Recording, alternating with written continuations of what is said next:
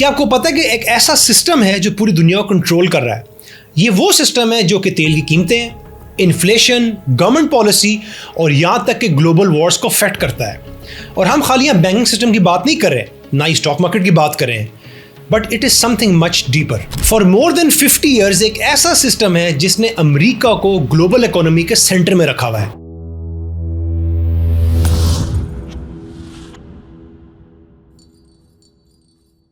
इस सिस्टम को हम कहते हैं द पेट्रो डॉलर। जब आप इसको एक दफा समझ जाएंगे तो आप कभी भी ग्लोबल पॉलिटिक्स या इकोनॉमिक्स को उसी नजर से नहीं देखेंगे। हम सबसे अहम सवाल से आगाज करेंगे कि तेल इतना जरूरी क्यों है। तेल जो है ना मॉडर्न इकोनॉमी की बुनियाद, इट्स द फाउंडेशन। तेल इस्तेमाल होता है गाड़ियों के लिए, प्लेन्स के लिए, शिप्स के लिए, ट्रांसपोर्ट करने के लिए, गुड्स दुनिया भर में कार्गो के लिए। और इसके अलावा तेल इस्तेमाल होता है प्लास्टिक्स के अंदर, केमिकल्स के अंदर, फर्टिलाइजर्स के अंदर, इंडस्ट्रियल प्रोडक्ट्स के अंदर, और हमारी डेली लाइफ की तकरीबन तमाम चीज़ों के अंदर ऑयल का कोई ना कोई ताल्लुक है। तेल यहाँ तक कि इवन बिजली बनाने के लिए इस्तेमाल होता है। सो आजकल की जो मॉडर्न इकोनॉमी है तेल पे इतना डिपेंड कर रही है, और ये एग्जैजरेशन नहीं, ये रियलिटी है। लेकिन आपको ये चीज़ यहाँ जानना है कि बहुत कम ममालिक हैं जो अपना ऑयल खुद प्रोड्यूस करते हैं, और कुछ ऐसी हैंडफुल ऑफ कंट्रीज हैं जो कि ऑयल ग्लोबली सेल करती है। और इन कंट्रीज में जो हमारे पास अहम कंट्रीज है वो GCC की नेशन है, जिसमें सऊदी अरेबिया और अदर ममालिक आ जाते हैं। कुछ ममालिक ऐसे हैं जो कि ऑयल कंज्यूम बहुत ज़्यादा करते हैं, जैसे कि आपका सिंगापुर, साउथ कोरिया और जापान।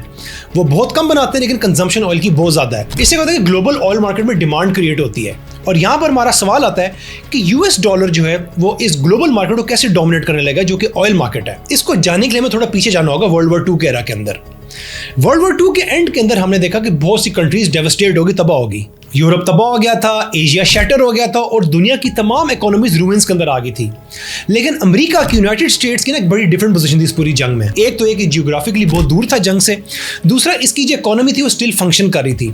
इसकी फैक्ट्रीज खड़ी हुई थी, इसकी इंडस्ट्रियल पावर थी वो अनमैच थी, और साथ इसकी जो मिलिट्री माइट थी वो भी बढ़ती चली जा रही थी। 1944 में वर्ल्ड वॉर 2 के अख्ताम के ऊपर वर्ल्ड लीडर्स मिले ब्रेटन वुड्स कॉन्फ्रेंस के अंदर, न्यू हैम्पशायर USA के अंदर, और इन्होंने यहाँ पर एक नया फाइनेंशियल सिस्टम ईजाद किया। और इस सिस्टम के तहत जो US डॉलर था वो दुनिया की इकोनॉमी का सेंटर बन गया था। डॉलर जो था उसको इन्होंने गोल्ड से बैक किया, लिंक कर दिया। और इसका मतलब ये था कि US ने वादा किया फॉरेन गवर्नमेंट्स को कि वो डॉलर्स को एक्सचेंज कर सकते हैं in return for gold. So other countries जो थी दुनिया की तमाम ममालिक, उन्होंने अपने जो करेंसीज उसको डॉलर के साथ उन्होंने अटैच कर दिया, पैक कर दिया। इससे क्या हुआ कि डॉलर जो था it became the anchor of the post war global economy. और इसने क्या किया, डॉलर को दुनिया की रिजर्व करेंसी बना दी।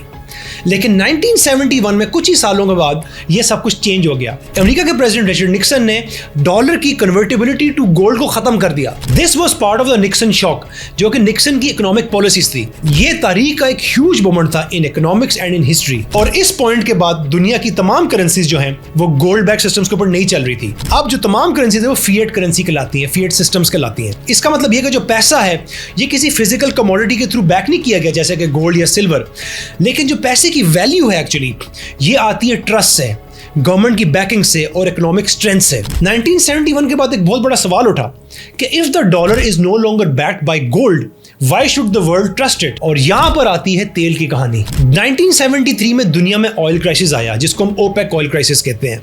यह हुआ जब यौम के ऊपर वॉर चल रही थी, और उसके बाद अरब कंट्रीज ने, जो ऑयल प्रोड्यूसिंग कंट्रीज थे, उन्होंने एम्बार्गोज इंपोज कर दिए, खासतौर पर उन ममालिक को जो कि इजराइल को सपोर्ट करते थे, इंक्लूडिंग द यूनाइटेड स्टेट्स।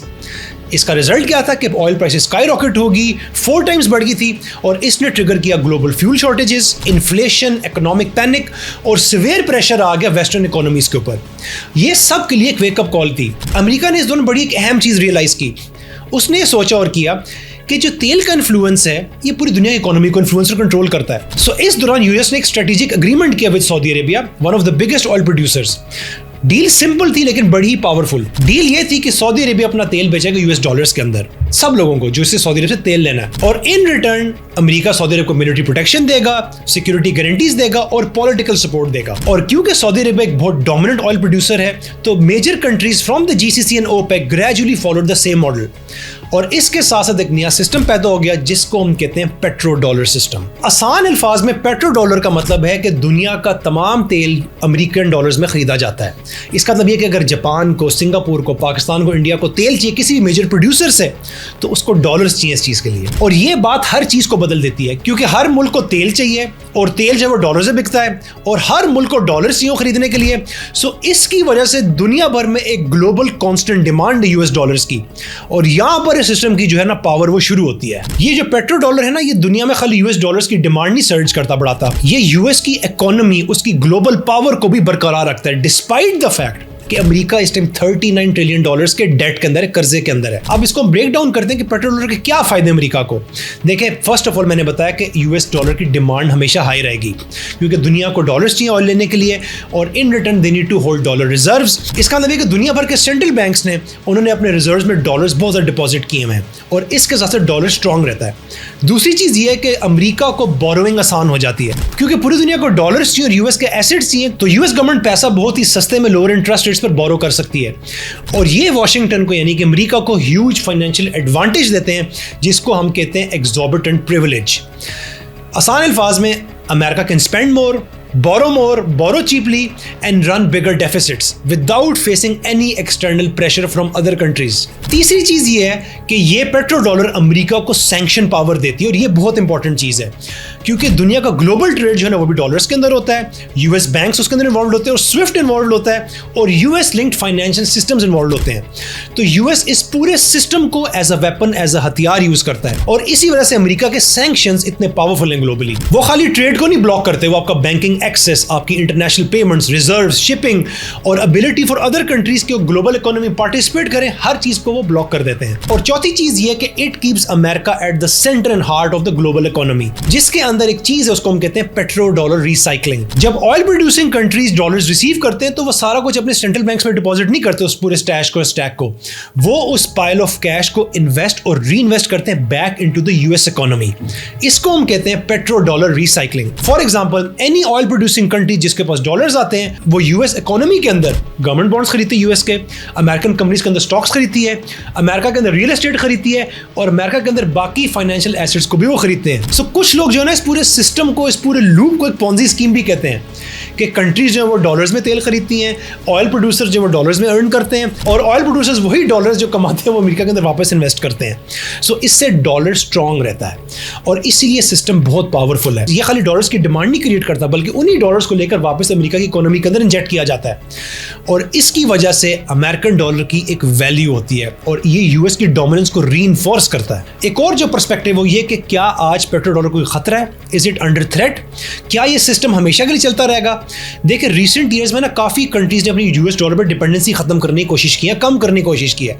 कुछ कंट्रीज जो है वो ऑयल को ऑलरेडी ट्रेड करें यूरोस के अंदर, चाइनीज युआन के अंदर, रशियन रूबल्स के अंदर और अदर लोकल करेंसीज के अंदर। और रिसेंट वॉर्स के अंदर हमने देखा है कि ऑलरेडी काफी कंट्रीज ने अल्टरनेटिव्स के अंदर भी इंटरेस्ट शो किया है, जैसे कि दुनिया के जो बिल्डिंग ब्लॉक्स है लाइक ब्रिक्स, उन्होंने भी यूएस डॉलर के ऊपर डिपेंडेंसी कम करने की कोशिश की है। और जो मुश्किल पार्ट है वो ये कि पेट्रो डॉलर सिस्टम को तोड़ना, इससे कंप्लीटली मूव करना ज्यादा मुश्किल है देन इट साउंड्स, क्योंकि पेपर के ऊपर तो आप कर सकते हैं लेकिन प्रैक्टिकली बहुत मुश्किल हो जाएगा, क्योंकि आप कॉन्ट्रैक्ट्स के साथ डील कर रहे हैं, बैंकिंग सिस्टम्स इन्वॉल्व है, हेजिंग मार्केट्स इन्वॉल्व है, प्राइसिंग मॉडल्स इन्वॉल्व है, लीगल प्रोटेक्शन इन्वॉल्व है, शिपिंग फाइनेंस इन्वॉल्व है और इंश्योरेंस सिस्टम्स इन्वॉल्व है।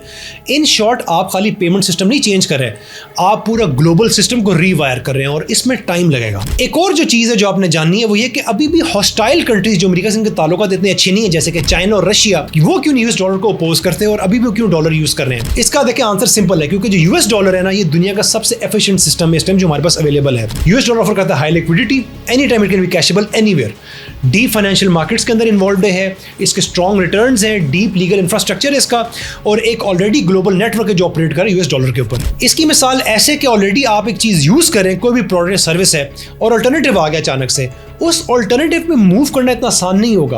आप ऑलरेडी एस्टैब्लिश्ड उस इकोसिस्टम के अंदर कोई प्रोडक्ट यूज कर रहे हैं, you are happy with it, so it's not going to be that easy, और वो चीज आप कई सालों से यूज कर रहे हैं। सो अचानक नई चीज आएगी तो you can not replace your old thing overnight with a new thing. So दुनिया इस टाइम जो है ना डीपली इन्वेस्ट हुई है इस पेट्रो डॉलर सिस्टम, इस यूएस डॉलर की डोमिनेंस के अंदर। जैसे मैंने पहले बताया कि कुछ कंट्रीज हैं जैसे कि Russia, China and many others part of the BRICS जो हैं वो डॉलर की डोमिनेंस को चैलेंज जरूर कर रहे हैं। ये कंट्रीज, खासतौर पर चाइना है, वो खाली डॉलर को तेल के लिए चैलेंज नहीं कर रही, it's part of of a bigger long term strategy, क्योंकि पेट्रो डॉलर जो है ना ये ग्लोबल इकोनॉमी का एक फेस तो है, इट्स अ फ्रंट तो है, लेकिन उसके अलावा चाइना जो है ना वो गोल्ड के अंदर बहुत ज़्यादा इन्वेस्ट करे, गोल्ड के ऊपर उसकी नज़र है। क्योंकि अगर जो कंट्रीज है ना अगर वो डॉलर पर डिपेंडेंसी कम करेंगे उसका बेस्ट ऑल्टरनेटिव क्या है, दैट इज गोल्ड। तो चाइना इस टाइम बहुत ज़्यादा गोल्ड खरीदा, it's investing a lot in gold, और इसीलिए गोल्ड जो है वो दुनिया की ग्लोबल इकोनॉमीज के लिए बहुत ज़्यादा इंपॉर्टेंट है, और इसी वजह से इसकी प्राइसेस जो है ना वो सर्ज होती हैं, क्योंकि ये एक प्राइसलेस मेटल है, और इसी वजह से जो गोल्ड है उसकी दुनिया भर में जो डिमांड है वो सर्ज की है, और साथ इसकी जो कीमत है वो भी पिछले कुछ महीनों सालों में बहुत ज़्यादा ऊपर चली गई है। सो इन दी एंड पेट्रो डॉलर जो है ना वो खाली एक इकोनॉमिक कॉन्सेप्ट नहीं है, ये ग्लोबल पावर का एक हिडन फाउंडेशन है, और ये बताता है ईजिली कि डॉलर क्यों डोमिनेंट है, तेल क्यों इतना मैटर करता है, सैंक्शंस इतनी पावरफुल क्यों हैं, और चाइना और रशिया जैसी कंट्रीज स्लोली अल्टरनेटिव्स क्यों बिल्ड कर रहे हैं। पिछले 50 साल से इस सिस्टम ने, पेट्रो डॉलर सिस्टम ने दुनिया को खामोशी से तब्दील किया है। अगर मुस्तकबिल में ग्लोबली इसको चैलेंज किया गया, डिस्ट्रप्शन हुई, इसको चेंज कर दिया गया, इसके जो कॉन्सिक्वेंसेज होंगे वो दुनिया के हर कोने को फील होंगे, क्योंकि it's not just about oil, it's about who controls the rules of global economy.